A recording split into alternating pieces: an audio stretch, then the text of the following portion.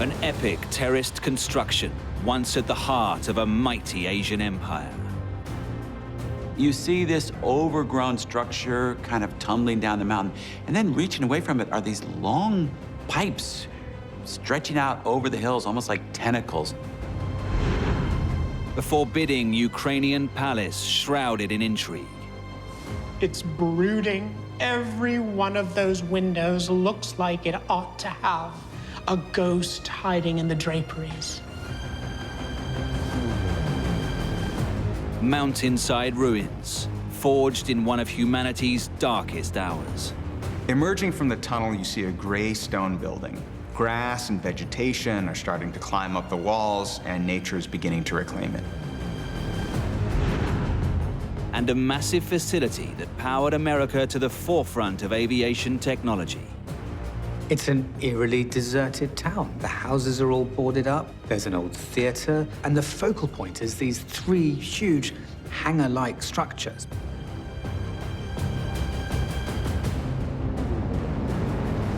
Decaying relics, ruins of lost worlds, forged through years of toil, now haunted by the past. Their secrets waiting to be revealed.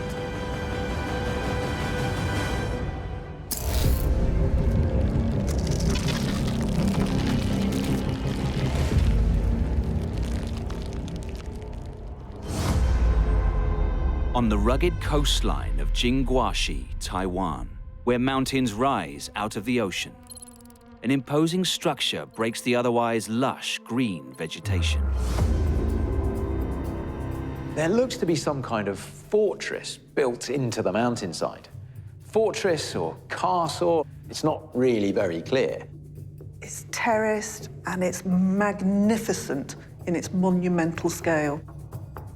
It looks like some old fortress or palace tumbling down the hillside, or maybe some overgrown Tibetan monastery. But it's not luxurious, it's not ceremonial, but nor is it domestic. There are no doors or windows that are apparent. Clues as to its function may lie in the surrounding infrastructure. Reaching away from it are these long pipes, almost like tentacles disappearing over the nearby ridges. They're like veins protruding out from this main fortress structure. On a hill overlooking both the main complex and these giant pipelines is something altogether different. It looks quite grand and intricate compared to the other structure. Maybe a sign of a more luxurious period of time for this area. Or perhaps the influence of a different culture or ruler. What kind of facility was this? And why would hundreds of Americans find themselves working here? For local resident Mr. Cheng, this place is in his blood. I've been through so much at this place. I was born, educated, worked here. Even after I retired, I'm still living here.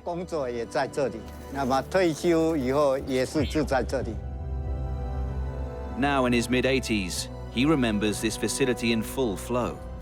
I was involved with an experiment with sulfides and copper.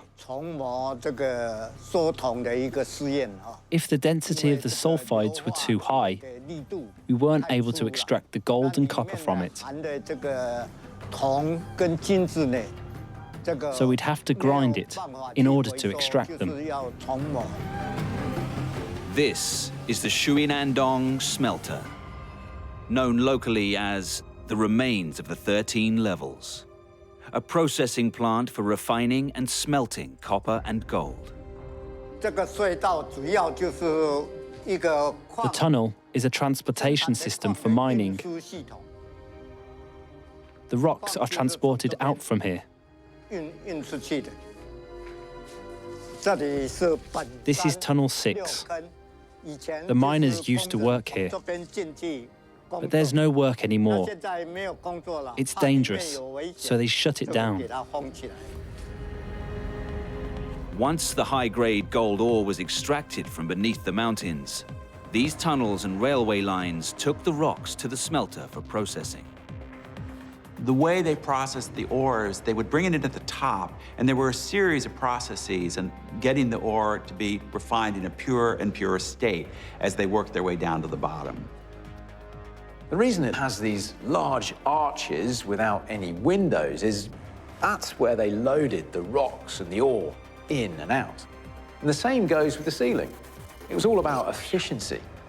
The smelter is a chemical process that involves a huge amount of heat and also a massive amount of power to split the component parts of the raw ore into pieces. And it's done through a process of reactions with trying to separate and oxidize out the metals that you want. Yet, none of the valuable gold remained here. When this compound was constructed in the 1930s, Taiwan wasn't part of China.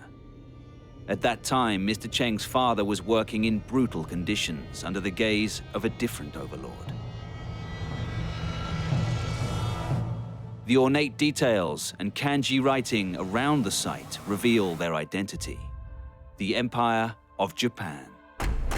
Wherever the Japanese went, they expected to stay. They thought they were building a grand empire that would last forever. And so they built not just factories and smelters, but shrines. Here in Taiwan, they built a Shinto shrine to the mountain god. Originally built to bring peace and stability, the health of local workers became secondary to gold, as Mr. Cheng's father discovered. He worked in the mines as a mine worker. He was digging in the fields. I was 4 years old when he passed away. I was raised by my mother and brother. Japan was an empire on the rise. Having emerged out of an era of isolation, the country had entered a period of rapid transformation. And Taiwan was incorporated into the Empire of Japan in 1895. It was the start of a chain reaction that would have devastating consequences for the region, and for many young Americans. Taking over Taiwan was one of the first steps in Japan's expansionism, where they would ultimately take over much of Asia and finally attack the US at Pearl Harbor. After Taiwan came Korea. Then they turned their gaze back to northern China with the invasion of Manchuria in 1931. Japan really conducted itself like Great Britain at its prime. They had a powerful navy, they set up colonies, they took over territory, and wherever they went, they wanted to extract resources. They wanted to accumulate wealth. The Taiwanese people here in Jinguashi would enjoy little of this wealth. They exploited most of the gold when it was under Japanese rule. They sent all of it to Japan for their national celebrations. The exploitation extended into all aspects of life. Since we were ruled by the Japanese, we became second-class citizens. It became much tougher. Even with schools, there were different schools for the Japanese and the locals. We were segregated. By the time Mr. Cheng arrived here as a young man in 1943, the Pacific War was raging. Japan's desire to dominate the Pacific had brought them into direct conflict with America. And that meant a new labor force was arriving on the island. Prisoners of war caught by the Japanese were sent to this mine, now the biggest copper mine in the Japanese Empire. And they were predominantly British and American soldiers. In total, 1,100 Allied prisoners of war served time here, many brought in on hell ships from Singapore and the Philippines. Most were forced to work here for almost 3 years and faced conditions as bad, if not worse, than on the Railway of Death in Burma, made famous by movies like Bridge on the River Kwai.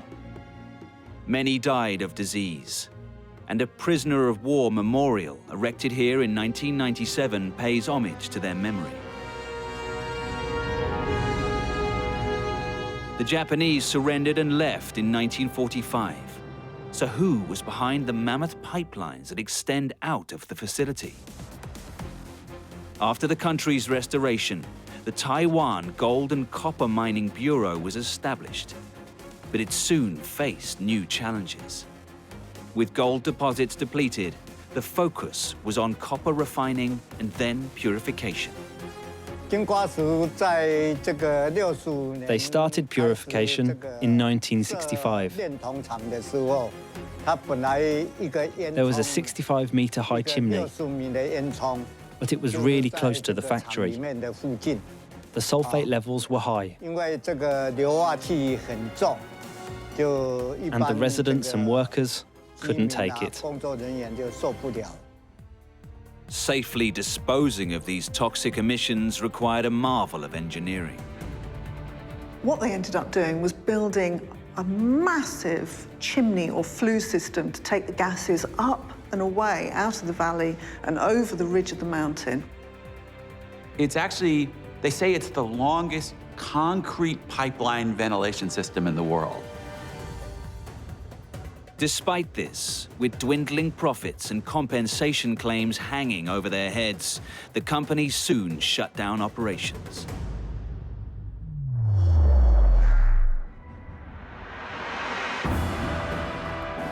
The Japanese shrine still looks over this dramatic scene, a remnant of an empire that emerged at an extraordinary pace and crumbled away even faster. Yet today, in 2020, some in Taiwan are still fighting for independence, this time from China. Out in rural Champaign County, Illinois, lie a group of massive abandoned warehouses. But they're not alone.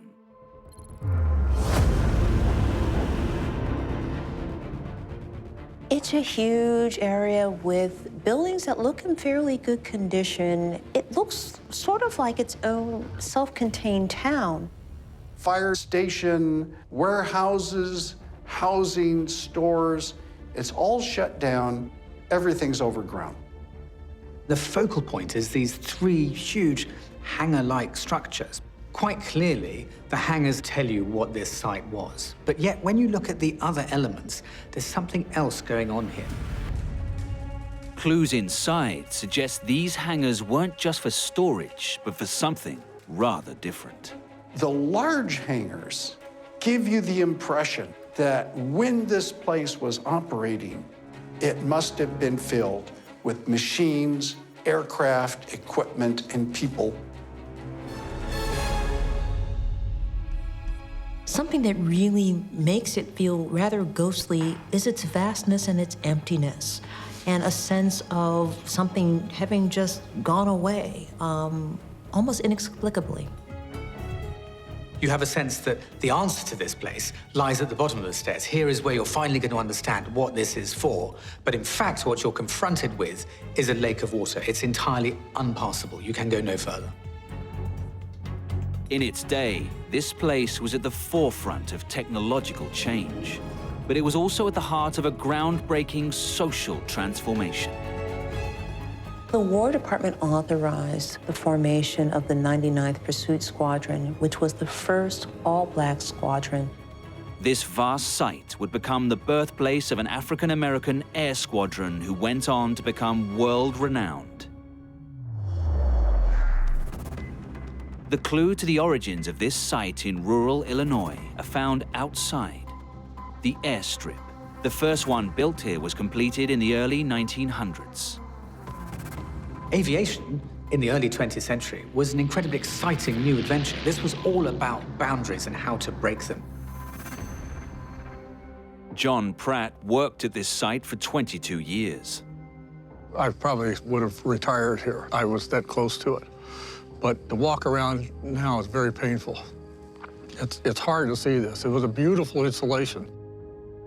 This place was vital to the protection of the United States.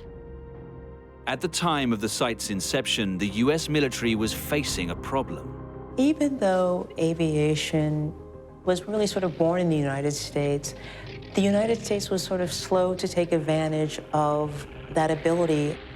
The Wright brothers may have started it all, but by 1917, the Americans had fallen behind in terms of aviation technology. So this place was specifically created to remedy that.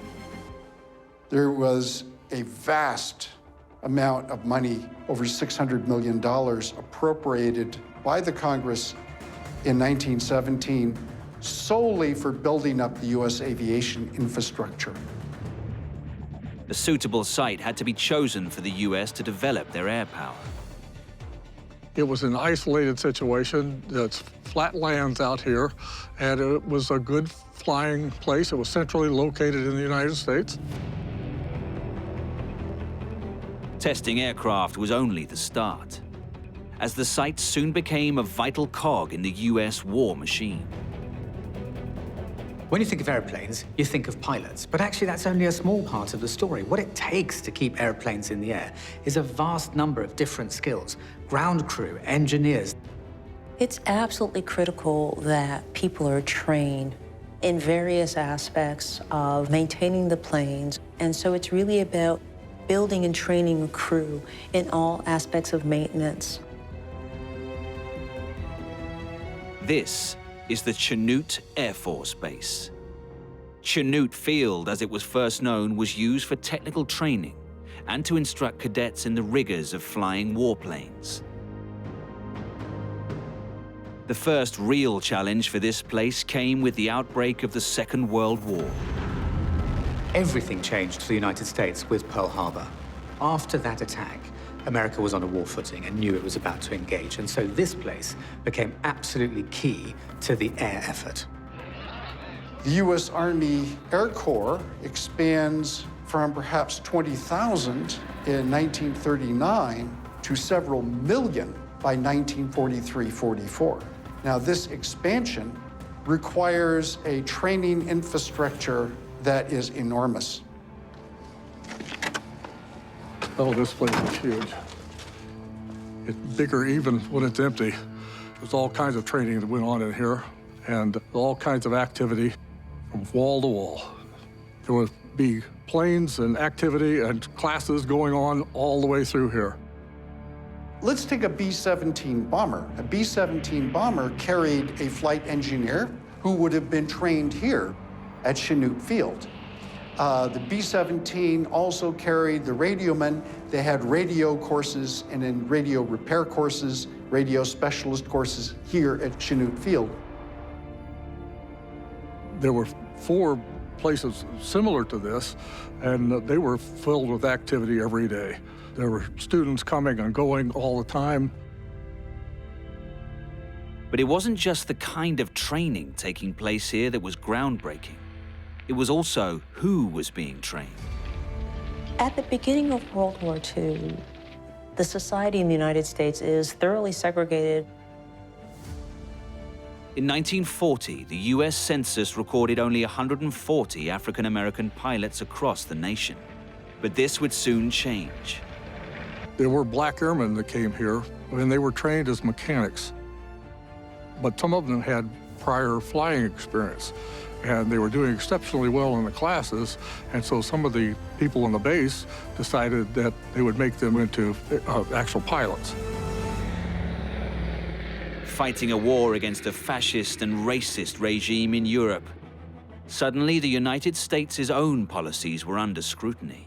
So it's a moment that the United States realizes that having this squadron, this 99th Squadron, training these black pilots is a way to indicate an opening, a commitment to democracy, a commitment against racism. Unlike some of their peers in the Army, for example, they're being trained equally. And so this is a breakdown of segregation in the United States military. That unit would evolve into the Tuskegee Airmen, who would become world famous. And so the 99th Pursuit Squadron became the Tuskegee Airmen, and they moved them to Tuskegee, Alabama from here and became pilots. So they were trained initially at Chanute. The forming of the Tuskegee Airmen was a very important part of the Chanute's history. These first black military aviators had a really critical role to play. They flew over 15,000 individual sorties over North Africa and Europe. So they really had a wide-ranging impact and sphere of influence. And for their skill and bravery and commitment, they received 150 Distinguished Flying Crosses, which is a very significant record. Whilst the work being done here during World War II was vital to the US war effort, much of what remains lies empty. Yet the interior of one hangar suggests the site still had a crucial role to play later in the nuclear age. We're talking about a very powerful, aggressive, totalitarian Soviet Union on one side with a vast number of nuclear weapons.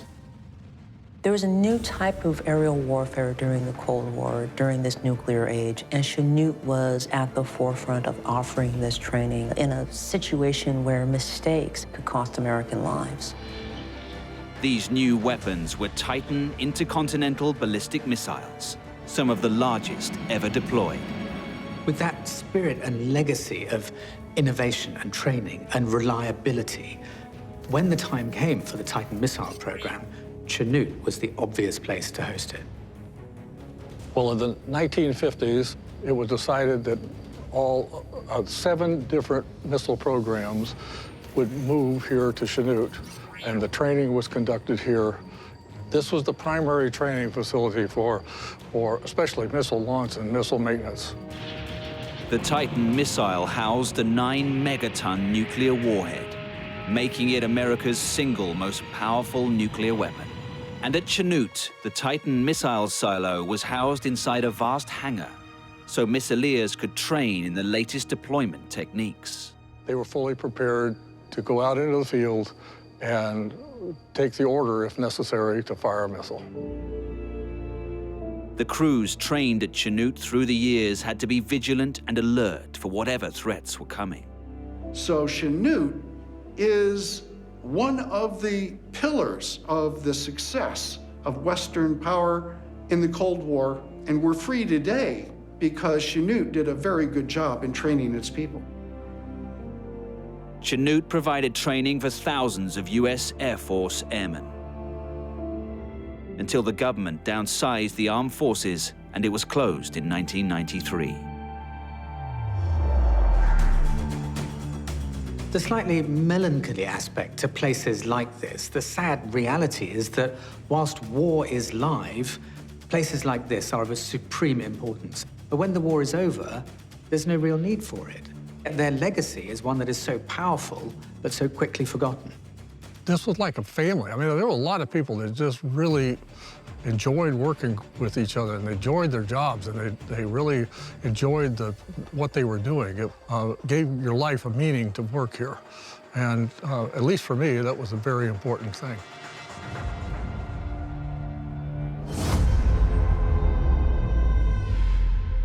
In a remote region of western Ukraine stands an imposing building with an unusual charm.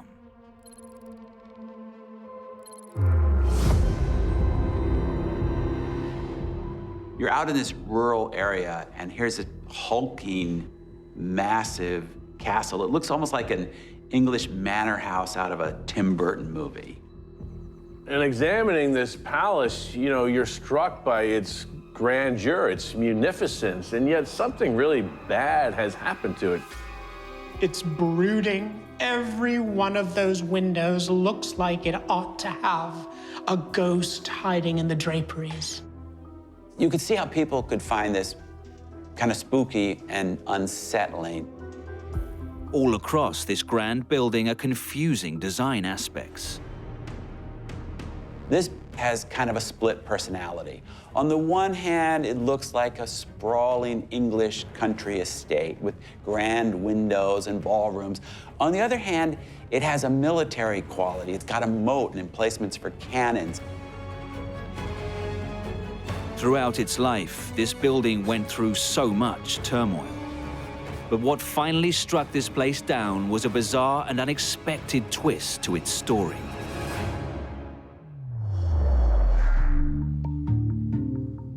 The foundations of this castle are buried in the 17th century, when this area was a part of the Polish-Lithuanian Commonwealth, a territory that stretched over 400,000 square miles in Eastern Europe.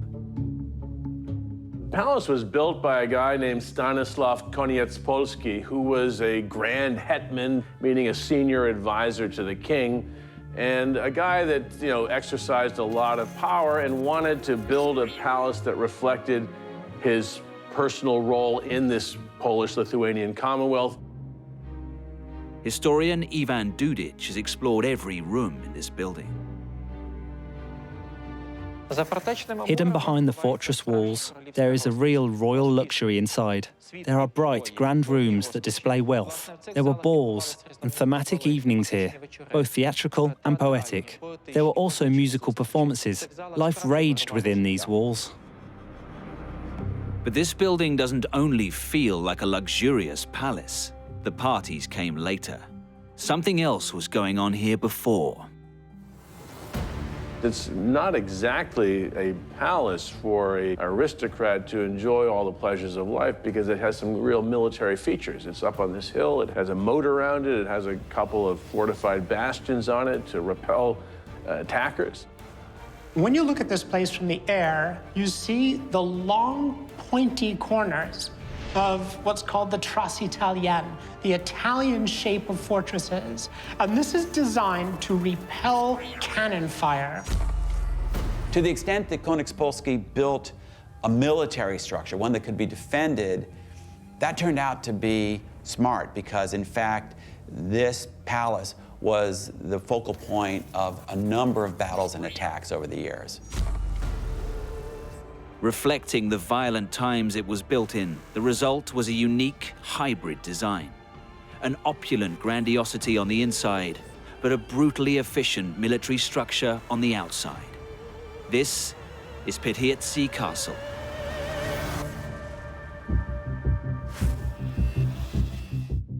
What were the defensive advantages of this type of castle? At close range, it was easy to fire effectively from the castle, and the fact that it had a bastion and pentagon towers made it hard to breach. Here is a strategically important valley. If you come charging up this valley, and if you can get up there with impunity, then you can make inroads against the Polish-Lithuanian Commonwealth. Across the first 150 years of its existence, the castle saw battle after battle. But the warring wouldn't last forever. It suddenly arrives in an era of peace from the 1770s onward because of the partitions of Poland. So now this is a golden age for the castle, because now it's in a region that's characterized by peace. They can develop all of its economic assets. As the Austro-Hungarian Empire starts to exert control over Galicia, this part of the world, it becomes a lot more peaceful. And as Austro-Hungarian Empire policies start to make this place wealthy, this fortress becomes a jewel of a country house. Designed with opulence in mind, Pidhirtsi Castle now reverted to its original purpose. The second floor was occupied by the royal rooms. There were several halls: Crimson Hall, Yellow Hall, and the European Throne Room. They all helped influence the decorative style of other palaces and castles in the region. There were highly artistic parquet floors, marble windowsills, and all the walls were covered with precious tapestries. This castle becomes a place of ostentation. It becomes a place to show off wealth. But for all its glamour, there was something troubling lingering in the background. A gruesome tale that still haunts the castle's empty rooms and dark corridors. We're currently standing in the dungeons of the castle. This place gives you the shivers. It's cold and damp. The 18th century was a strange, bizarre epoch, and there was no better place than the basement to hide your secrets. The second owner of the castle was Václav Zawódzki, and dark legends surround him. Його обраницею була Марія Живуська. His fiancée, Maria Chavutska, a beautiful 16-year-old girl who constantly cheated on him. Rumour has it that, driven by suspicion and jealousy, he murdered her. Her body has never been discovered. It's believed that her spirit never found peace and she is buried somewhere within these walls. Maria's spirit, however, wouldn't be the only one to haunt the castle's corridors. For in time, a different use for this place would soon see other lost souls join her. By the mid-20th century, war had returned. First the Nazis and then the Soviets invaded this land. Not wanting to take any chances as the rampaging forces approached, the castle's owner removed the last of the treasures and fled to Brazil. The castle, stripped bare, is what we see here today. When the Russians took control of this territory late in World War II, they didn't care about the opulent past of the castle. They turned it into a hospital for tuberculosis patients. They divided all the halls into narrow corridors and tiny hospital wards, which significantly changed the layout of the interior space. As the Second World War ended, finally there was hope for peace and calm again at Pidhirtsi. But in 1956, a final blow was struck. And just when the palace had emerged from centuries of war and looked like it was going to reclaim its old luster, somebody was working up in the roof with a blowtorch doing some repairs, started a fire. So a lot of the damage to the palace that we can see with the naked eye today, stems from that big fire. This place that was so strong for so long, this fortress that existed for hundreds of years, built to last, was so absurdly destroyed by a simple house fire.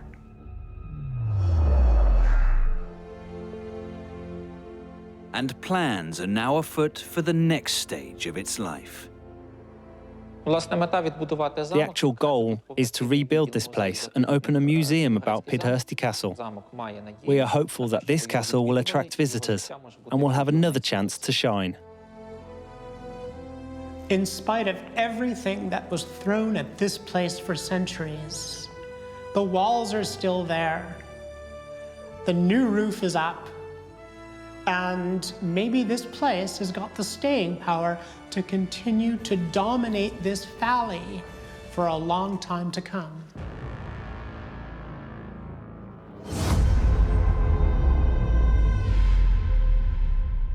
In the mountains of Slovenia, a set of crumbling ruins perch above a precipitous gorge. You might think of this at a distance as an old monastery. The thing that strikes you is it's a very calm, tranquil place. But scars on the mountainsides hint that the serenity is not what it seems. There's a whole series of stone walls tunneling through the earth, and something about it doesn't feel quite right. Structures scattered around this whole area point to a history of conflict. Somebody went to enormous effort to actually cut through rock and excavate trench systems. This building hasn't just decayed. Massive damage was inflicted upon it. Whole walls have been brought down. And on the plains below this place, 500,000 men were slaughtered. This site saw one of the most futile and deadly battles in one of history's most catastrophic conflicts. At the turn of the 20th century, this region lay under Austrian rule. At the edge of the Austro-Hungarian Empire, on the border with a newly unified Italy. Italy wanted the Austro-Hungarian land just across its border in the Julian Alps, in what was at the time Austro-Hungarian territory. With the threat of war looming, in 1900 the Austrians finished building this, Fort Hermann. The purpose of Fort Hermann is to mount heavy guns that will control the valley and the pass below. At every key pass and valley, there are military fortifications that are very, very tough to take. Local historian and tour guide Vladimir Lipovitz is an expert in the Austrian border defense system. They made 92 fortresses all along the border between Austria-Hungary and Italy. This position was chosen because from here you can see the Italians coming from the west. From this window you can see the enemy and you can shoot the enemy. Fort Herman really commanded this valley region with particularly good viewpoints. And you can imagine this fort perched on this mountainside and glaring down at troops marching towards it. But no amount of mountain defenses would prevent the carnage that was about to play out in the valley below. Across the border, the Italians believed this land to be rightfully theirs. When World War I started, Italy should have sided with Germany and Austro-Hungary, but in fact, Italy decided to be neutral. That meant that it was courted by both sides, and ultimately, it was the Allies who were able to offer Italy the greatest prospects of success. The Allies promised Italy the prize of these disputed lands. And in 1915, the Italians joined the war led by the notorious general Luigi Cadorna. One commentator described him as an old Roman, cast in the big, simple mold of antiquity. Cadorna, as the Italian chief of staff, is the picture of the officer who has a headquarters 17 miles far behind the front, almost out of hearing of any artillery fire. He was an authoritarian. He was old-fashioned. He was a strict disciplinarian. He ran the army like a dictator. One of the first prizes in Cadorna's sights was Fort Herman. In anticipation of this, the Austrians reinforced their defenses on the plains below, an area known as the Bovec Basin. There's a whole series of stone walls snaking across the mountainside, and as you look, it becomes apparent these are trenches. This is Battery Cello, a nearly 200-meter-long trench connecting two artillery positions. They prepared some positions to stop the Italian attack. Cannon was fixed here, and you can move it for maybe 60 degrees. The Austrian defenses continued below ground, where shored-up caves would act as bunkers.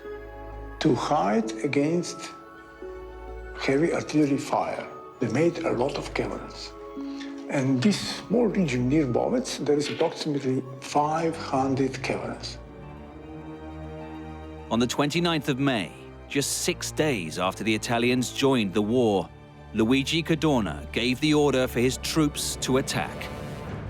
This splinter is a part of Italian grenade, which were launched across this mountain over there, which is 2,200 meters high. All these grenades were launched across the mountain. Approximately 200 grenades were falling around there. All these grenades were producing a strong noise, which causes shell shock. Fort Herman held its own, but Luigi Cadorna was far from done. He throws away large numbers of troops in pointless attacks, and then criticizes his commanders who have had their units decimated by Austrian artillery and machine guns, and for minimal gains, keeps doing the same thing over and over again. The Italian attack on Fort Herman heralded the start of Cadorna's ill-fated campaign along the infamous Isonzo front, which ran south from Fort Herman. Here, some of the bloodiest battles of the First World War were to be waged. This is a front of only 60 miles. On a 60-mile front, we have 300,000 dead Italians in the course of the war, 200,000 dead Austrians. This is one of the bloodiest battlefields anywhere. This is the place where everything ended with just one battle, but not before 500,000 men had lost their lives. Eventually, in 1917, Cadorna's men were nearing the Bovec Basin and the mountain town of Caporetto. The front line went through this Bovec Basin, across those two mountains or hills. The Italian positions were on the other side, a little further. The Austrians were here. And this was the beginning of Battle of Caporetto, but beginning here in Bovec region. Instead of defending, the Austrians called in help from a specialist German military unit. They came armed with a controversial weapon. They brought a special weapon, gas. And this was very poisonous gas, phosgene. And it was launched down there from this direction to Italian positions, approximately a mile away. In a few seconds, approximately 500 Italian soldiers were dead. The Italians, taken by surprise, break very rapidly. And the entire front collapses in a 2-week period. The Italian loss at the Battle of Caporetto is one of the most comprehensive defeats in Italian military history. General Luigi Cadorna was finally sacked. Despite their victory at Caporetto, the Austrian-German alliance lost the war and the vast Austro-Hungarian Empire collapsed. And at the end of the war, Italy gets this piece of land that they had wanted, but it's certainly not worth the price of several 100,000 dead and the virtual ruination of the Italian economy. Today, the crumbling structures that litter the Bovec Basin are all that's left of a bitter conflict. Now the region is known for the beauty of the landscape and hiking. There's even a path of peace created that connects the forts and the old trench system.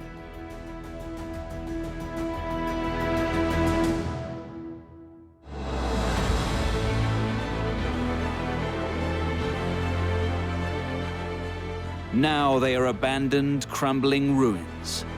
Many remind us of dark times, but some were once beacons of hope and progress, lasting testimonies to human imagination, enterprise, and spirit.